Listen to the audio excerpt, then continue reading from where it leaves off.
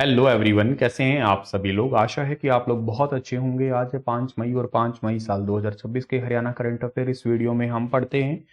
अगर आपने star IQ YouTube channel को सब्सक्राइब नहीं किया है तो इस चैनल को जल्दी से सब्सक्राइब जरूर कर लेना आप लोग। प्यारे बच्चों, पिछले सेशन में मैंने आपसे एक सवाल पूछा था कि हरियाणा के निम्नलिखित पारंपरिक लोक मेलों को हिंदू पंचांग के महीनों के कालानुक्रम आपको व्यवस्थित करना था। तो देखो, हिंदू रीति रिवाजों में सबसे पहला महीना आता है चैत्र का महीना या चैत महीना आता है, और उसमें लगता है गुरुग्राम में मसानी माता का मेला लगता है या मसानी मेला। तो पहला ऑप्शन सही है।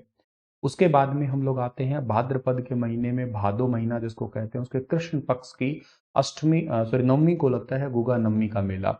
अगर सीक्वेंस में चलते हैं हम लोग, इसके बाद में आता है आशोज का महीना या अश्विन महीना, वहां पे लगता है फाल्गु का मेला। फरल गांव में कैथल के अंदर लगता है ये। उसके बाद कार्तिक के महीने में लगता है कपाल मोचन का मेला। तो ये पहले वाला ऑप्शन जो है सवाल का बिल्कुल ठीक रहेगा। अगर आप सीटी मेंस की तैयारी कर रहे हैं तो स्टार आईक्यू एप्लीकेशन पे जाइए, वहां पे द्रोणाचार्य नाम का बैच है। आप इस बैच में एडमिशन ले सकते हैं अपनी तैयारी को और अच्छा करने के लिए।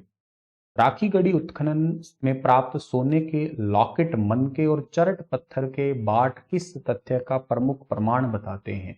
आपको पीछे भी अभी 2-3 दिन पहले मैंने क्वेश्चन पढ़ाया था कि राखी गढ़ी में खुदाई चल रही है, तो वहां पे अब सोने के लॉकेट मिला है, मनके मिले हैं, चरट पत्थर मिला है। तो ये सब कुछ प्रमाण किस चीज के हैं? तो ये सब प्रमाण ये दिखाते हैं कि ये वाला पर्टिकुलर एरिया जो है, ये आभूषण निर्माण, धातु उपयोग और विकसित व्यापारिक व्यवस्था से संबंधित होगा। मतलब ज्वेलरी मेकिंग है, metal use and developed trade system रहा होगा।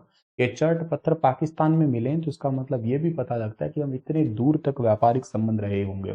राखी गढ़ी वैसे भी बहुत बड़ा इंपॉर्टेंट इलाका है, और अभी इसको यूनेस्को वर्ल्ड हेरिटेज साइट में भी शामिल करने के लिए इस बार ही बजट में चर्चा हो रही थी। तो उत्खनन में पहली बार एक सोने का लॉकेट मिला है। कीमती पत्थर पर सोने की पर चढ़ा के इसको बनाया है। लगभग 12 सोने के मनके भी मिले हैं यहाँ पे। ये महत्वपूर्ण अवशेष राखी गढ़ी के टीला नंबर 2 और 5 से मिले हैं। चर्ट या रोहरी चर्ट का पत्थर जिसको कह रहे हैं, जो आज वर्तमान पाकिस्तान के क्षेत्र में पाया जाता है, रोहरी वाला इलाका। और ये जो सारा खनन का काम हो रहा है यहाँ पे, माइनिंग का, वो मनोज सक्सेना, जो कि भारत के Indian archaeological survey of India की ब्रांच के अध्यक्ष, पुरातात्विक अध्यक्ष हैं। पाकिस्तान के क्षेत्र में जो रोहरी चर्ट का पत्थर है, उससे मिलने का मतलब है कि हम दूरस्थ क्षेत्रों में व्यापारिक संपर्क हमारे बहुत अच्छे थे। के साथ साथ यहाँ पे बाट मिले, तो इसका मतलब है कि स्टैंडर्डाइज वेटिंग सिस्टम को दिखाता है ये। और पहले भी यहाँ पे सोने के आभूषण बनाने की फैक्ट्री भी मिली है, तो ये भी याद रखना आप लोग। और इसके अलावा जो है ना, हड़प्पा सिविलाइजेशन की बात करते हैं तो 3 टाइप के टाइम पीरियड है इसमें। एक प्रारंभिक हड़प्पा काल है जो 3300 से लेकर 2600 ईसा पूर्व के बीच का है। एक परिपक्व हड़प्पा काल है जो 2600 से लेकर 1900 ईसा पूर्व के बीच का है। ये काल उत्कृष्ट नगर योजना और जल निकासी प्रणाली के लिए प्रसिद्ध है। एक उत्तर हड़प्पा काल है जो लगभग 1900 से लेकर 1300 ईसा पूर्व के बीच का है ये। वैसे तो ऐसा नहीं है कि हड़प्पा से ही हमें या इस इंडस वैली सिविलाइजेशन से पता लगा है सोने के आभूषणों का। मेसोपोटामिया या मिस्र की सभ्यता है, उनसे भी हमें पता लगता है कि यहाँ पे सोने के आभूषण यूज करते थे। ना केवल लोग आभूषणों में, बल्कि मंदिरों में भी, बड़े बड़े स्मारकों में भी इसका इस्तेमाल किया है मेसोपोटामिया में। तो दादा Laxmichand state university of performing and visual arts के दीक्षांत समारोह की अध्यक्षता किसने की है? तो सभी यूनिवर्सिटियों के चांसलर होते हैं हरियाणा के राज्यपाल। तो राज्यपाल जी ने ही इस यूनिवर्सिटी का अभी रिसेंटली दीक्षांत समारोह हुआ था, वहां पे अध्यक्षता की है। भारत में किसी भी राज्य की सरकारी यूनिवर्सिटी होती है ना, स्टेट यूनिवर्सिटी, उसके जो एक्स ऑफिशियो चांसलर होते हैं वो राज्यपाल ही होते हैं। इस यूनिवर्सिटी के वीसी का नाम है अमित आर्य जी। यहाँ पे अलग अलग बैच के स्टूडेंट को कोर्स कंप्लीट होने पे 760 छात्र ऐसे हैं, उनको ग्रेजुएशन और पोस्ट ग्रेजुएशन की डिग्रियां दी गई है। जो आपका कॉन्वोकेशन होता है उसके अंदर यही होता है जनरली। आगे बढ़ते हैं हम लोग। यहाँ पे ये रोहतक के अंदर पड़ती है यूनिवर्सिटी, ये भी याद रखना। तो पंचायत उन्नति सूचकांक PAI 2.0 के अनुसार हरियाणा में सर्वश्रेष्ठ पंचायत, बेस्ट विलेज पंचायत कौन सी है? तो करनाल जिले की पिचोलिया बेस्ट ग्राम पंचायत बनी है अभी हाल ही में। डी ऑप्शन सही है। टोटल 6225 ग्राम पंचायतों का डेटा लिया गया था।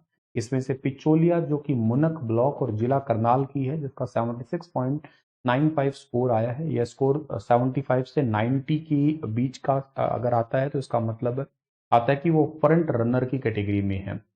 डैशबोर्ड अलग अलग दिखा रहा है, जैसे कि एक थीम 1 में गरीबी मुक्त और उन्नत आजीविका पंचायत में सानपेरा ग्राम पंचायत है। ऐसे अलग अलग ग्राम पंचायत है, सब तो आपको याद करने का नीड नहीं है, बस एक ही याद कर लो एग्जाम ओरिएंटेड।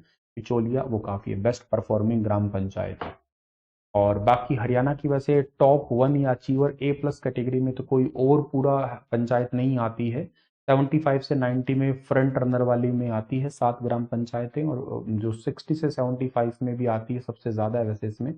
इसके अलावा एस्पिरेंट और काफ़ी और स्कोर्स भी है, लेकिन सबसे बेस्ट A+ की कैटेगरी की बात करते हैं ना, तो फ्रंट रनर में त्रिपुरा की लगभग 80% ग्राम पंचायतें आती है भारत में, जो देश के सबसे ज़्यादा परसेंटेज है ये। त्रिपुरा के जो सिपाही जाला जिले की जुगल किशोर ग्राम पंचायत ने 88.44 के स्कोर के साथ देश भर में पहला स्थान प्राप्त कर रखा है।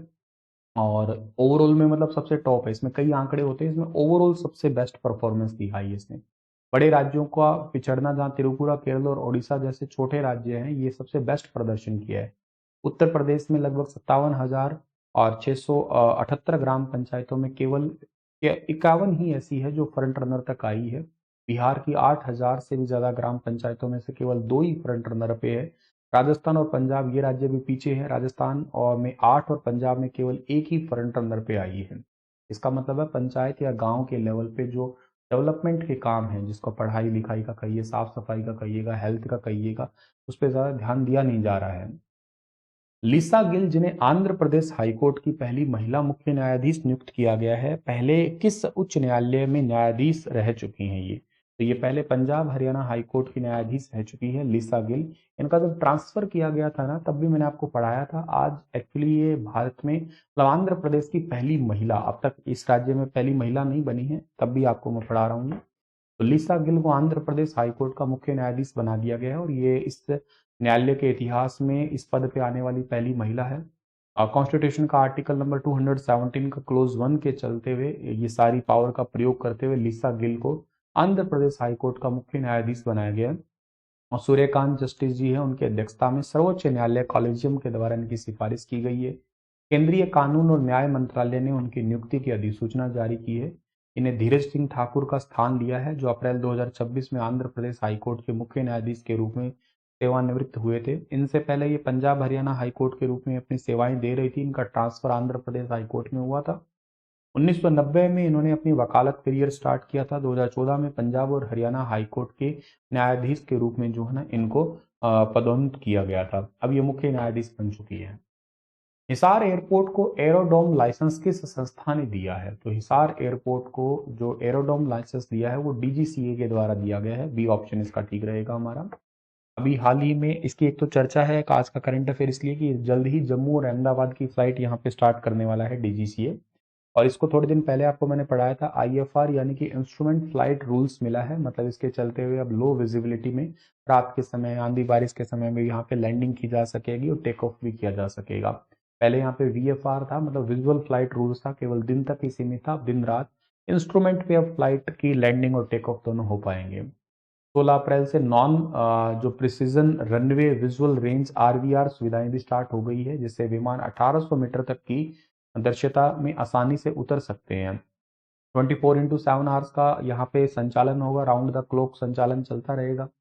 और इसके साथ साथ जो है ना, नया टर्मिनल है, 37,790 वर्ग मीटर में फैले एक नए टर्मिनल का निर्माण कार्य भी चल रहा है। 490 करोड़ रुपए की अनुमानित लागत वाली इस परियोजना का लगभग 35% इस काम पूरा हुआ है। अप्रैल 2027 तक इसको कंप्लीट करने का टारगेट है। आपको याद होगा 2025 के अंदर 13 मार्च को एयरपोर्ट अथॉरिटी ऑफ इंडिया और DGCA जो नागरिक उड्डयन महानिदेशालय, उन्होंने एरोड्रम का लाइसेंस दिया था। 14 अप्रैल को भारतीय प्रधानमंत्री जी ने यहाँ से अयोध्या की फ्लाइट को लॉन्च किया था।